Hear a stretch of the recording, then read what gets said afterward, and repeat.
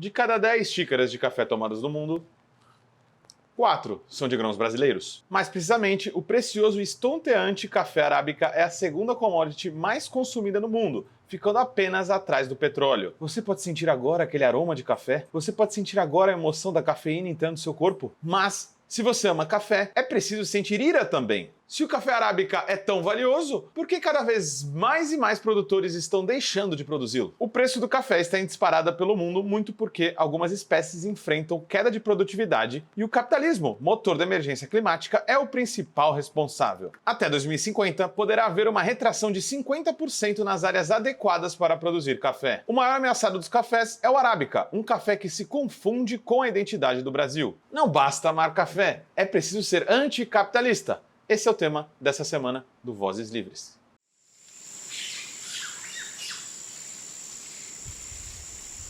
Boa alvorada, período vespertino, noturno ou bom café amargo.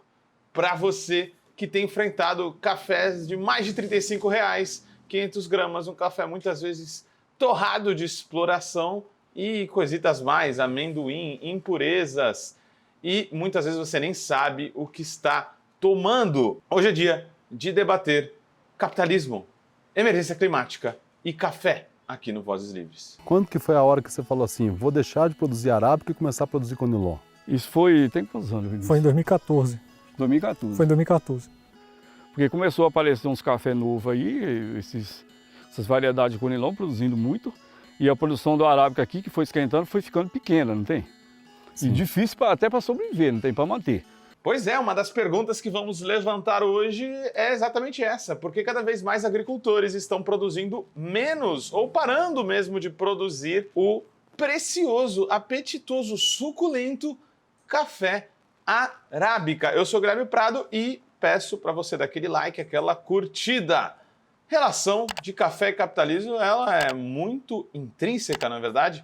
Desde a escravização, de opressões generalizadas ao sul global, a gente ainda tem um café muito intimamente ligado com a ideia de imperialismo. Ele é um símbolo, até porque na divisão geográfica, geopolítica, produtiva do café, a gente sabe muito bem que os maiores consumidores são do norte e majoritariamente, se não quase todos, os grandes produtores são do sul. Para contextualizar globalmente e cientificamente, como a gente sempre traz aqui, já trazemos duas pesquisas muito interessantes.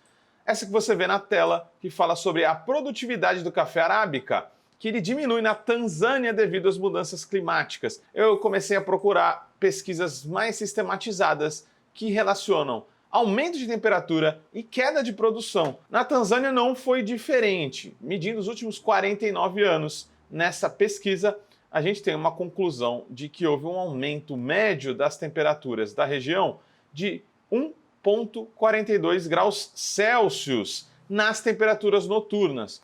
Como sempre, a naninha das plantas muito importante. A gente já falou, por exemplo, das naninhas da maçã e como você vai ficar sem alguns tipos de espécie de maçã por aqui. Só vem em algum lugar dessa tela e vê esse episódio que está muito legal. Esse aumento de temperaturas na região da Tanzânia acabou reduzindo a produtividade do café arábica em 195 quilos por hectare, meu amigo. E meus amigos, nessa segunda pesquisa e nesse segundo artigo, projeções de mudança na adequação do café arábica entre principais regiões produtoras globais devido às mudanças climáticas, a gente tem uma revelação estrondosa. Mais do que quando a cafeína, na verdade, bate na sua mente.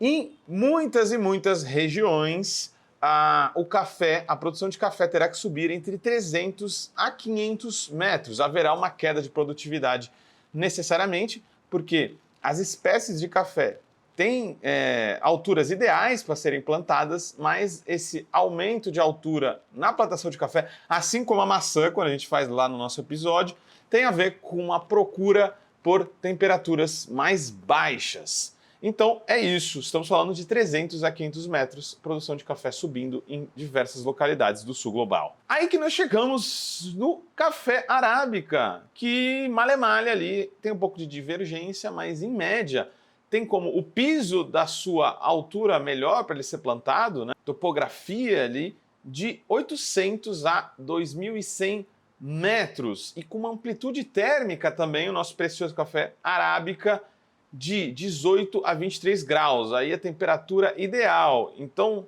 nessa amplitude térmica, vamos pensar no 23 como o teto de uma produção razoavelmente boa de café arábica. É por isso que em Minas Gerais, em regiões um pouco mais serranas ou um pouco mais acima do nível do mar, assim como o nosso café muchoqueiro, que você está vendo aí na tela, ele é produzido em 3 pontas. São regiões que ficam cerca de 900 metros acima do mar. Então seria o piso desse limiar quase, né?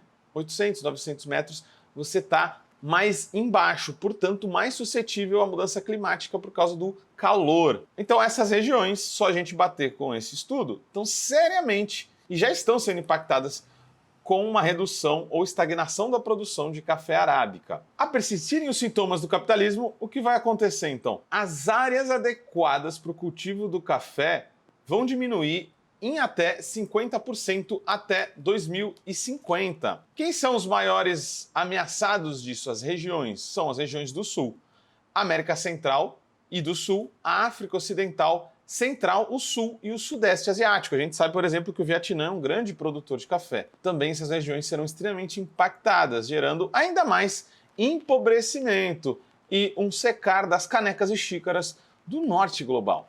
Todos têm a perder, mas o Sul, novamente, tem muito mais a perder com essa experiência catastrófica do capitalismo e da emergência climática. Então, para você que está curtindo o tema aí, dá uma olhada nessa notícia da Reuters, que fala dos agricultores brasileiros como guerreiros que tentam manter o hábito de tomar café no mundo. Sim, não é o Vozes Livres, já tem cada vez mais evidência de que o consumo de café está ameaçado e vai virar cada vez mais um item de luxo, algo que sempre foi típico da nossa cultura brasileira. E aí, a gente traz para vocês um pequeno compilado aí da produção de café nos últimos tempos. Tomei a liberdade de pesquisar alguns dados da Conab para a gente ter uma noção. É bom lembrar que o café é uma planta de bienalidade, ou seja, ela tem um ano positivo, onde vai produzir mais, e outro ano negativo. Então, naturalmente, vai haver oscilações na produção de café. Porém, a gente vai acabar percebendo nos números que há uma estagnação e uma tendência de decréscimo na produção de café. Até porque, se o Brasil, o maior produtor do mundo, está vendo esse ambiente de aumento de consumo e não está crescendo a produção de arábica, ninguém é bobo, né? É porque tem algum motivo muito sério por baixo disso. Então, quando a gente vê a expansão da produção de café, recordes, como você está vendo na tela, manchetes falando, isso esconde a realidade de que o café mais típico e mais ligado à cultura do brasileiro está em séria queda. Então, se a gente for ver o ano de 2015, de bienalidade negativa, a gente teve 32 milhões de sacas sendo produzidas de café arábica. 2016 sobe para 43. E, se vocês perceberem, até no ano de bienalidade positiva, nos últimos 5, 6 anos, principalmente 5 anos, se a gente for olhar a partir de 21, a gente não bate mais a marca de 40 milhões de sacas. Ou seja, nem nos anos positivos o café está arranhando a marca de 40 milhões de sacas. Aí você começa a entender um processo de gourmetização do café que antes era popular. E aí você começa a entender também a transição dos agricultores para produzir o café Conilon. O café Conilon, eu fiz só um resumo, né? Como ele abre a última década e como ele deve fechar essa década. Em 2015, a gente teve uma produção de 11,3 milhões de sacas de Conilon, como vocês estão vendo aí na tela. Porém, em 2025, a previsão é que se colha mais de 18 milhões de sacas. A gente está falando de um crescimento de mais de 60% na produção do Conilon. É por isso que a gente vê as manchetes de um aumento da produção de café e não entende bagaça nenhuma. O café está mais caro, mas está produzindo mais. Claro, e aqui a gente não quer isentar qualquer responsabilidade do governo aqui. É preciso fazer políticas de estocagem de alimentos, de controle de preços, tudo isso é necessário. E o governo tem culpa, inclusive, no clima também. Então não estamos passando panos para ninguém. Até porque o próprio governo brasileiro, independente do qual for, se ele permite que o agronegócio cresça, ele está sendo conivente com um tipo de agricultura que vai aumentar a temperatura, vai piorar os extremos climáticos também. Então, como sempre dizemos aqui, a agricultura afeta a temperatura tanto quanto a temperatura afeta a agricultura. E para concluirmos aqui, entendermos porque todo desse quadro aí, a gente está falando de produtividade, de lucro também. O Conilon é mais rústico e mais produtivo que o Arábica, especialmente nessas condições. A produtividade por hectare do Conilon está em cerca de 44 sacas por hectare, enquanto a do Arábica fica na casa dos 26 apenas. Além disso, galera, o teto da amplitude térmica do Conilon é mais alto. Se a gente tem o Arábica com dificuldades de produção quando passa dos 20 graus a temperatura, quando chega perto dos 23, 24 graus, o Conilon ainda produz bem até 26 graus. O Conilon vai ficar cada vez mais popular no Brasil e vai ficar muito vinculado, talvez, como café do aquecimento global. E enquanto você se despede lentamente do seu café Arábica, também utilidade pública. Aqui, o Vozes Livres. Não seja enganado, todo esse processo tem também uma produção de enganação da grande indústria junto com o Estado.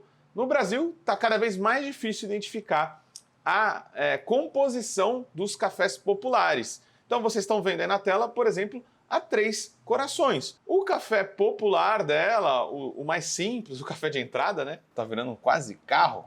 O Fiat de entrada com ar-condicionado é mais caro. O café também, se for Arábica, já não é de entrada mais. O café mais popular aí da Três Corações, ele simplesmente se resume na sua embalagem a café tradicional, torrado e moído. Mas qual café? Seria um blend? Seria uma mistura? Teria mais Conilon? Teria mais Arábica? Teria composição de outras espécies? Isso não fica claro. Mas isso fica claro se a gente vê a linha gourmet, por exemplo, da Três Corações, que lá sim se fala em alto, bom tom, tudo claro, 100% Arábica. Um café muito mais caro, só que de 250 gramas também. Então não seja enganado, reivindique seu café mais barato, política de controle de preços e reivindique o fim do capitalismo. Tudo isso se você quiser continuar tomando o seu café vendo Vozes Livres.